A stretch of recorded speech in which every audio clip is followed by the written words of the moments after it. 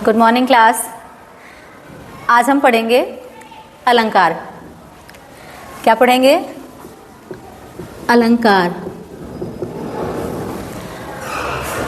अलंकार का मतलब होता है आभूषण, ऑर्नामेंट्स, गहने। जैसे अपने आप को सजाने के लिए स्त्री या पुरुष गहनों का प्रयोग करते हैं, आभूषण का प्रयोग करते हैं, उसी तरीके से काव्य या साहित्य की शोभा को बढ़ाने के लिए कवि उसमें अलंकारों का प्रयोग करते हैं जब भी वो साहित्य की रचना करते हैं, किसी काव्य की रचना करते हैं। तो अलंकार के दो भेद होते हैं, शब्दालंकार और अर्थालंकार। आप 9th क्लास में पढ़ के आए होंगे अलंकार। 10th क्लास के हिसाब से जितने अलंकार पढ़ने हैं, पहले हम शब्दालंकार के भेद पढ़ते हैं। शब्दालंकार के 3 भेद होते हैं।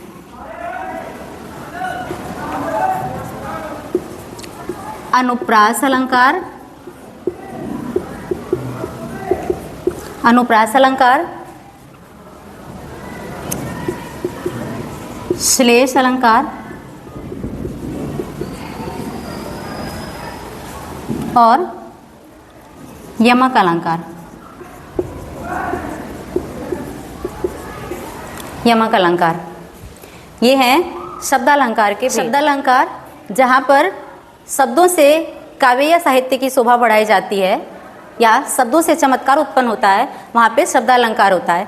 शब्दालंकार के 3 भेद, अनुप्रास अलंकार, श्लेष अलंकार और यमक अलंकार। तो सबसे पहले हम पढ़ते हैं अनुप्रास अलंकार क्या होता है।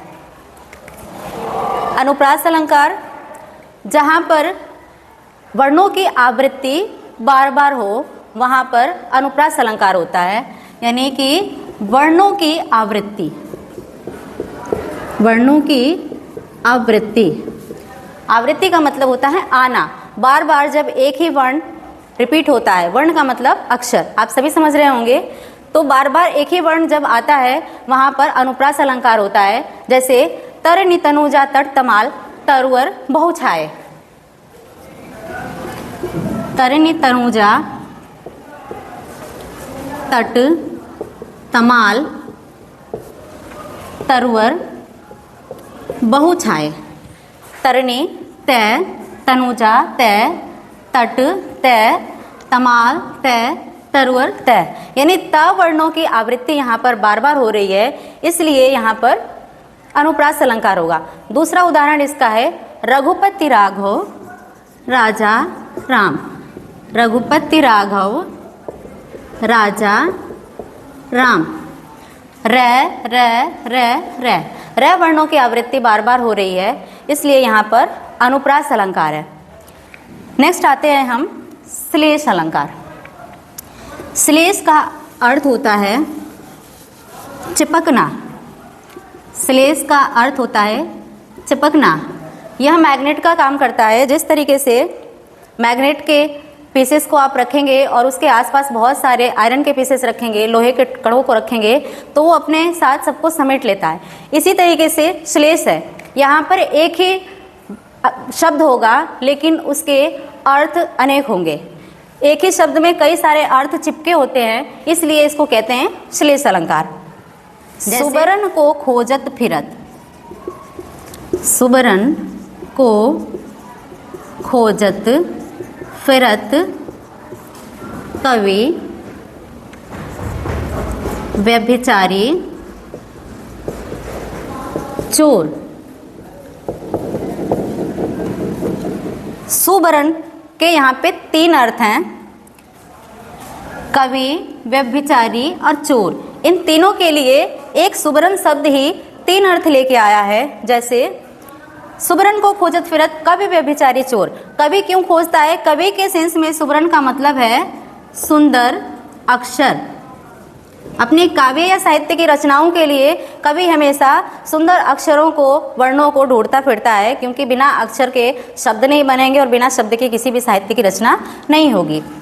व्यभिचारी का मतलब होता है दुराचारी व्यक्ति, बुरा व्यक्ति। वो हमेशा किसकी ताक में रहता है? इसके अर्थ में सुबर्ण का मतलब है सुंदर वर्ण वाली स्त्री, यानी कि सुंदर शरीर वाली स्त्री। वो हमेशा भोग विलास की बातें करता है और उसी की तलाश में रहता है। तो व्यभिचारी के सेंस में सुबर्ण का अर्थ है सुंदर शरीर वाली स्त्री या सुंदर वर्ण वाली स्त्री। चोर हमेशा चोरी की बातें करता है, तो चोर के अर्थ में सुबर्ण का मतलब है स्वर्ण या सोना, अर्थात मूल्यवान वस्तु। वो हमेशा चुराने की बातें सोचता है। तो आपने देखा कि एक सुबर्ण शब्द इस पंक्ति में 3 अलग अलग लोगों के लिए 3 अलग अलग अर्थ लेके आया है, इसलिए यहाँ पर श्लेष अलंकार है। अब हम पढ़ते हैं यमक अलंकार। यमक अलंकार में शब्दों की आवृत्ति होती है। शब्दों की आवृत्ति यानी कि बार बार आना। भिन्नार्थक, भिन्नार्थक अर्थात भिन्न अर्थ, अलग अर्थ होता है। एक ही शब्द जहाँ बार बार आता है और उसका अर्थ अलग अलग होता है, वहाँ पर होता है यमक अलंकार। जैसे 3 बेर खाती थी वो 3 बेर खाती है। बेर, 3 बेर खाती थी वो 3 बेर खाती है। यहाँ पर बेर शब्द का अर्थ है फल, जो बेर फल हम खाते हैं। और यहाँ पर है बेर का मतलब समय, यानी कि 3 बार, 3 टाइम्स। वो 3 बेर खाती है। एक बेर का अर्थ है फल और दूसरे बेर का अर्थ है समय, यानी कि टाइम। 3 टाइम्स या 3 बार वो बेर को खाती है। इसलिए यहाँ पर दोनों शब्द समान होते हुए भी अर्थ अलग अलग लेके आए हैं, इसलिए यहाँ पर यमक अलंकार है। अलंकार का मतलब होता है जहाँ पर किसी भी काव्य या साहित्य में अर्थों में चमत्कार उत्पन्न होता है, अर्थात अर्थों से शोभा बढ़ाई जाती है, वहाँ अर्थालंकार होता है। अब अर्थालंकार के भेद 5 हैं।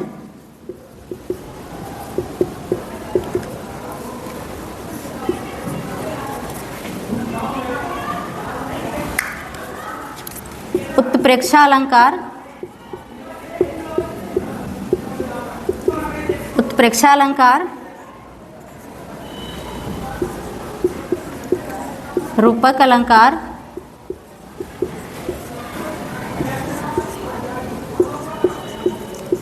उपमा अलंकार,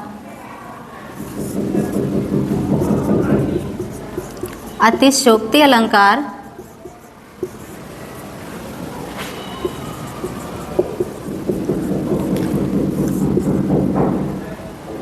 मानवीकरण अलंकार।